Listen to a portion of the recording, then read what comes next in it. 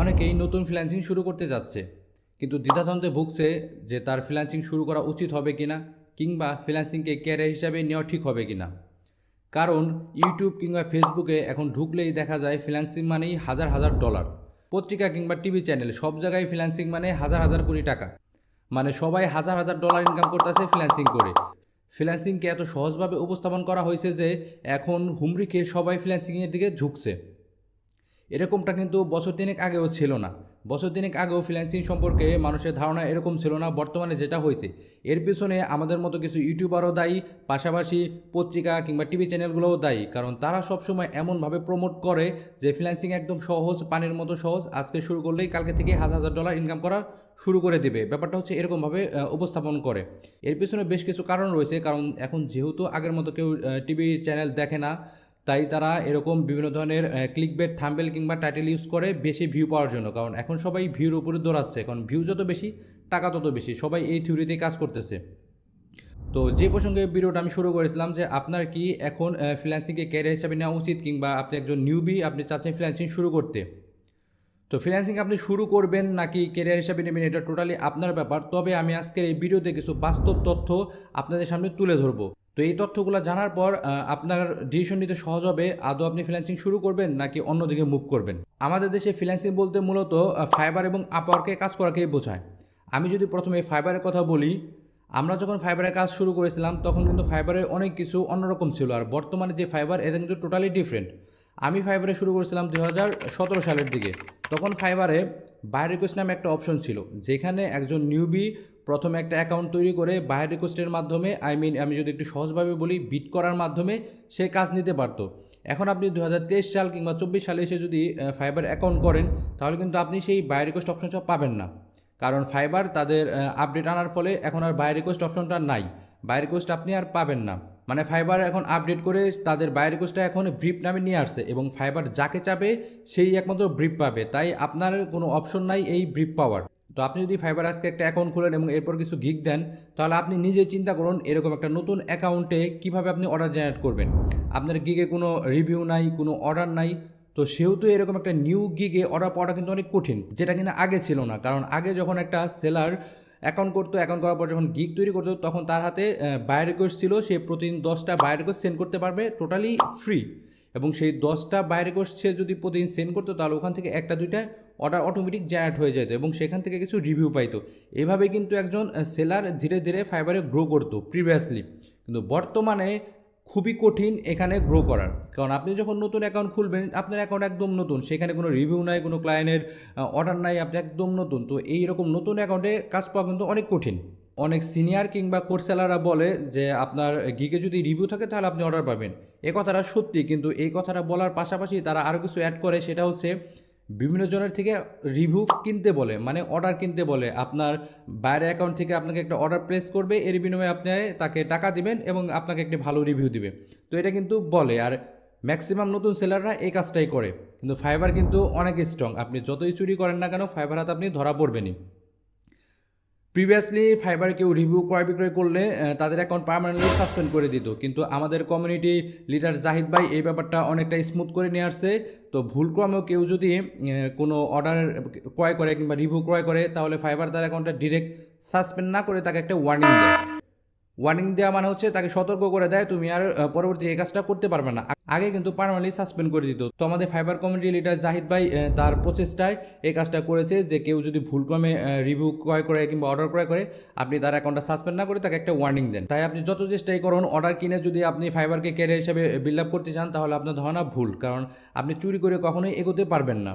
এটা গেল হচ্ছে ফাইবার মার্কেট প্লেসের আপডেটের ব্যাপার। এর পাশাপাশি আরও কিছু বিষয় আছে, যেমন ফাইবারের গিগের সংখ্যা দিনের বাই দিন অনেক বৃদ্ধি পাইছে। এখানে কম্পিটিশন অনেক বেড়ে গেছে। এর ফলেও এখানে কিন্তু কাজ করার সুযোগ রয়েছে। একদম যে সুযোগ নেই তা না, কিন্তু আগে যতটা সহজ ছিল এখন অনেকটা কঠিন।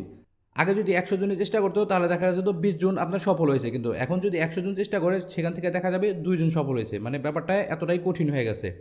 তবে অসম্ভব বলে কিছু নাই। আপনি যদি খুব ভালোভাবে চেষ্টা করেন এবং আপনার অদম্য ইচ্ছাশক্তি থাকে আর আপনার রিজিকে যদি থাকে, তাহলে আপনি অবশ্যই ফাইবারে এখনও কাজ করার সুযোগ রয়েছে। এরপর আসি আপওয়ার্কের কথা। আপওয়ার্ক তো এখন একটা কানেক্টর হয়ে গেছে। মানে আপওয়ার্ক আপনি যা কিছুই করেন না কেন, আপনাকে টাকা পে করতে হবে। আপনি ফ্রিতে এখানে কোনো কিছু করতেই পারবেন না। আমরা যখন শুরু করেছিলাম তখন আমরা ফ্রিতেই শুরু করেছিলাম। আমরা যখন অ্যাকাউন্ট শুরু করেছিলাম তখন ফ্রিতে বিট করা যেত, আর এই বিট করতেই আমাদের কানেক্টের প্রয়োজন হয়। আপনি যদি এখন আপওয়ার্কে অ্যাকাউন্ট খুলেন, আপনার কিন্তু কানেক্ট লাগবে এই বিট করার জন্য। আপনি কিন্তু কানেক্ট ছাড়া বিট করতে পারবেন না। আর এই কানেক্টের জন্য কিন্তু আপনাকে টাকা পে করতে হবে। কানেক্টের জন্য আপনার এই কানেক্টগুলো কিনে নিতে হবে। আর কিনে নেওয়ার পরও যে আপনি কাজ পাবেন তারও কিন্তু গ্যারান্টি নেই, কারণ আপওয়ার্কে আরও বেশ কিছু আপডেট আছে। সেটা হচ্ছে প্রপোজাল বুস্ট প্রপোজালে এত পরিমাণ কানেক্ট খায় সেটা আপনি চিন্তাও করতে পারবেন না। দেখা যাবে যে একটা $10 কাজের জন্য মানুষজন 50টা, 60টা, 70টা, 100টা পর্যন্ত কানেক্ট ব্যয় করে ফেলছে, কিন্তু কাজ কিন্তু পাবে একজনে।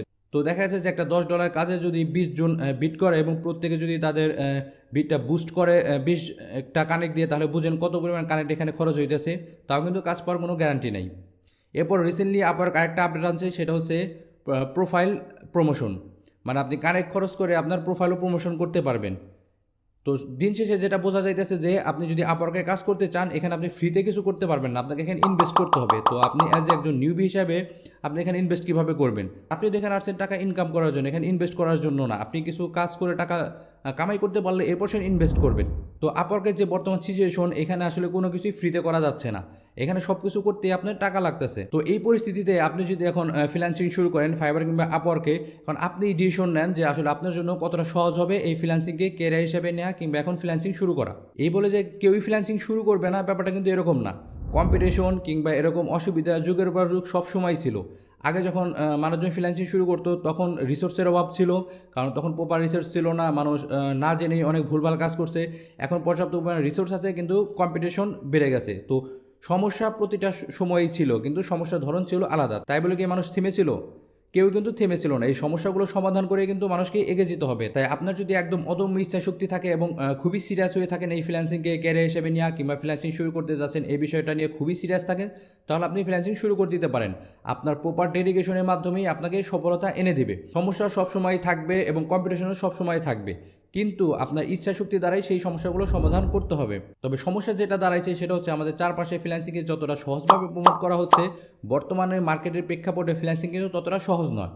এই যে আমি দুইটা মার্কেট প্লেস সম্পর্কে আপনাদের আইডিয়া দিলাম, আপনারা বুঝতেই পারতেছেন যে এখন যদি আপনি একজন নিউবি হিসাবে এখানে অ্যাকাউন্ট খুলেন, তাহলে আপনি কাজ পাওয়ার কিন্তু কোনো গ্যারান্টি নেই। আপনি কবে কাজ পাবেন, আদৌ কাজ পাবেন কিনা তার কিন্তু কোনো গ্যারান্টি নেই, কারণ আপনারা বুঝতে পারছেন এখানে ফ্রি এখন কোনো কিছু করার সুযোগ নেই। সব কিছুই আপনাকে পেইডের মাধ্যমে করতে হবে, টাকা খরচ করেই কিন্তু করতে হবে। তাই আপনাদের জন্য আমার সাজেশন থাকবে, প্রথমে আপনি একটা স্কিল খুব ভালোভাবে শিখেন, যে স্কিলটার ডিমান্ড আছে বর্তমানে এবং ভবিষ্যতে থাকবে।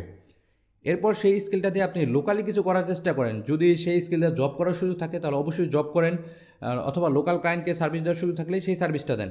এর পাশাপাশি আপনি ফ্রিল্যান্সিংয়ে ট্রাই করেন। আপনি কখনোই শুধু ফ্রিল্যান্সিংয়ে ট্রাই করবেন না। বর্তমান প্রেক্ষাপটে শুধু ফ্রিল্যান্সিংয়ে ট্রাই করাটা হবে সময় নষ্ট। ব্যাপারটা তো আপনি বুঝতেই পারছেন যে বর্তমানে ফ্রিল্যান্সিং মার্কেট প্লেসের অবস্থা কী।